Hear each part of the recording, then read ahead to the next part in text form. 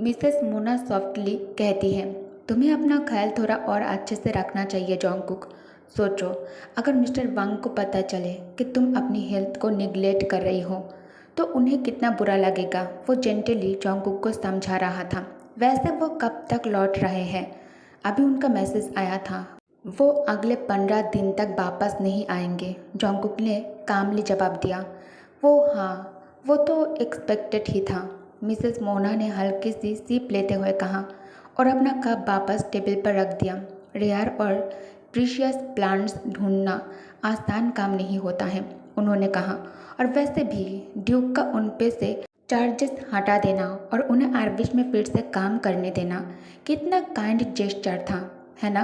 हाँ, काफ़ी kind, Jungkook ने हल्की मुस्कान के साथ कहा, लेकिन उसका चेहरा स्टीफ लग रहा था।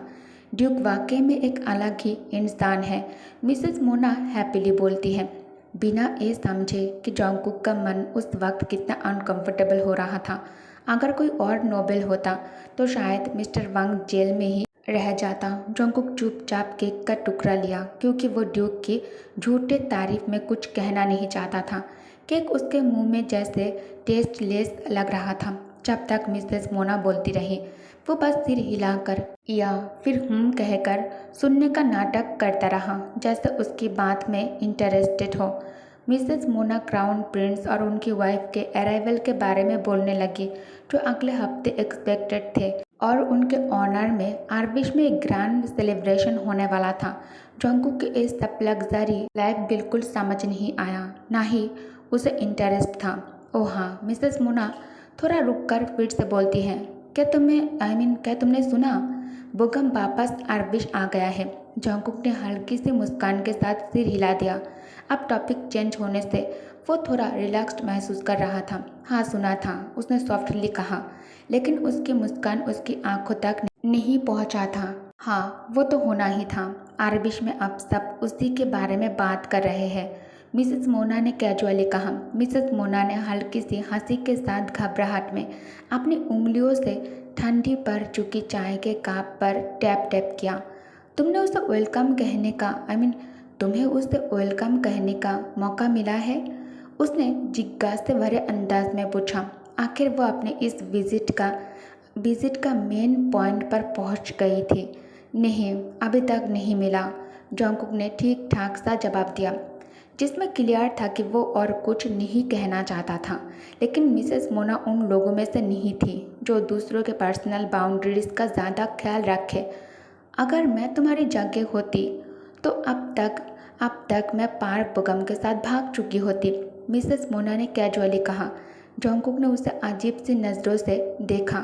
उसके चेहरे पर एक अजीब सी एक्सप्रेशन थी।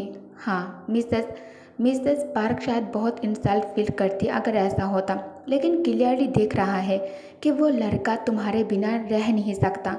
मोना ने बात को आगे बढ़ाया।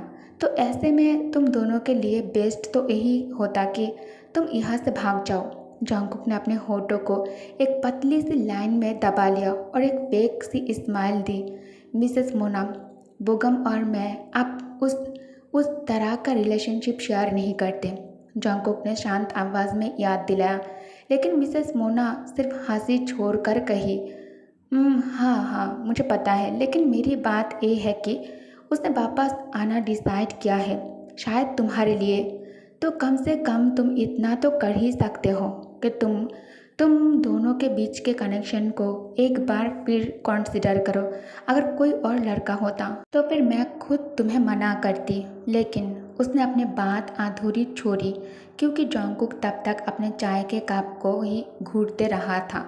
मिसेस मोना ने जोंगकुक के हाथ पकड़ा और प्यार से दबाया। वो बोगम है जोंगकुक, और हम दोनों जानते हैं कि बोगम बाकी सब लड़कों से अलग है। वो जितना कह सकती थी कह दिया, क्योंकि बोगम को डिस्क्राइब करना मुश्किल था।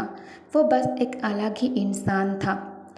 मिसेस मोना ने उसका हाथ छोड़ दिया, लेकिन फिर भी उठकर जाने का कोई इंटेंशन या फिर इंडिकेशन नहीं दिया। वैसे मैंने मिस्टर वांग से भी बात की थी, उसने आगे कहा। मैंने उससे पूछा कि क्या ये ठीक था तुम दोनों का इस तरह अलग हो जाना। जोंगकुक अब इस टॉपिक से निकलना चाहता था। मिसेस मोना हार मानने वाली नहीं थी, इसलिए उसने बस सामने बैठकर एक नकली मुस्कान के साथ चुप रहने का फैसला किया। आखिर आप कहने के लिए उसके पास कुछ बचा ही नहीं था। उसने अपने फैसले ले लिए थे और उसी में जीना चाहता था। उसने बोगम से रिश्ता ख़त्म कर दिए थे और अब जब वह वापस आया था सब लोग कह रहे थे कि वो जोंगकुक के लिए आया है। शायद इस बात में थोड़ा सच हो। आखिर जोंगकुक ने उसके लिखे हुए लेटर्स पढ़े थे, लेकिन वो सब कुछ वैसा का वैसा कैसे हो सकता था जैसे पहले था। चाहे वो चाहता भी हो तो भी अब सब कुछ बदल चुका था। वो बुगम को उस परेशानी भरी जिंदगी में नहीं खींच सकता था जिसमें वो खुद थी। उसने पहले ही ड्यूक की मिस्ट्रेस बनने के लिए ना कह दिया था, लेकिन अब वो उसका हस्बैंड बन चुका था और अब बुगम जैसे इंसान के लिए उसकी ज़िंदगी में जगह नहीं थी। उसके दिल में एक तेज़ चुभन सी महसूस हुई, जैसे कोई उसका दिल दो हिस्सों में तोड़ रहा हो। उसने अपने हाथों को जोर से दबा लिया, जिस कारण जोंगकुक के हाथ सफ़ेद पड़ रहे थे। वो दर्द अब धीरे धीरे नफरत में बदल गया था। फिर अचानक मिसेस मोना ने घड़ी की तरफ देखा और कहा, अरे टाइम का पता ही नहीं चला। मैं बस बोलती ही रही, मुझे माफ़ करना। दोनों खड़ी हो गई। जोंगकुक मिसेस मोना को बाहर तक छोड़ा और उनके आने के लिए धन्यवाद बोला और केक के लिए भी। लेकिन निकलते वक्त मिसेस मोना एक बार फिर रुकी और पलट कर बोली, ओह मैं भूल गई थी। मैंने सुना है लेडी आयु आ रही है। सब कुछ और भी ज़्यादा बिजी हो गया है। वैसे वो पूरे समय आर्विश में ही रुकने वाली है। अब तक क्राउन प्रिंस और उनकी पत्नी यहाँ से नहीं चले जाते। जब तक क्राउन प्रिंस और उनकी पत्नी नहीं चले जाते, लेडी आयु तब तक यहाँ रुकने वाली है। फिर मिसेस मोना ने कॉम्प्लेन किया, वैसे मुझे ड्यूक और लेडी आयु का रिश्ता इतना टिकाऊ नहीं लगता है। शादी बार बार डिले हो रही है, इससे कुछ तो अंदाज़ा लगता है। जोंगकुक सिर्फ हल्का सा मुस्कुराता है और सिर हिलाकर उसकी बातों में साथ देता है।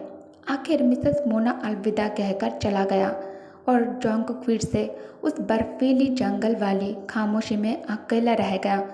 आयु के नाम सुनते ही एक अजीब सा एहसास उसके दिल में होता है। उसके गले में एक सूखा पान था, जैसे वो खुद को संभाल नहीं पा रहा हो। वो चुपचाप अपने केबिन के अंदर चला जाता है और केक ख़त्म करने की कोशिश करता है।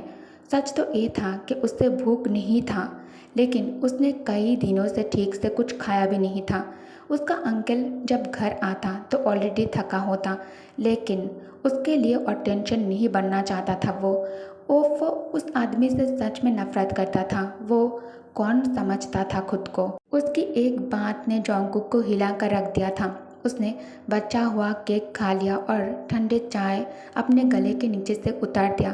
फिर मिसेस मोना के लाए हुए खाने को प्लेट में डालकर खाना शुरू किया।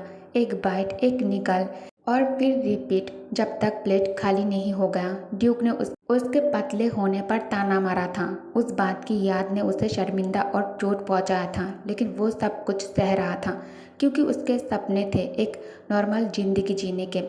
वो चाहता था कि ये सब खत्म हो, बस थोड़ी देर और बर्दाश्त करना है।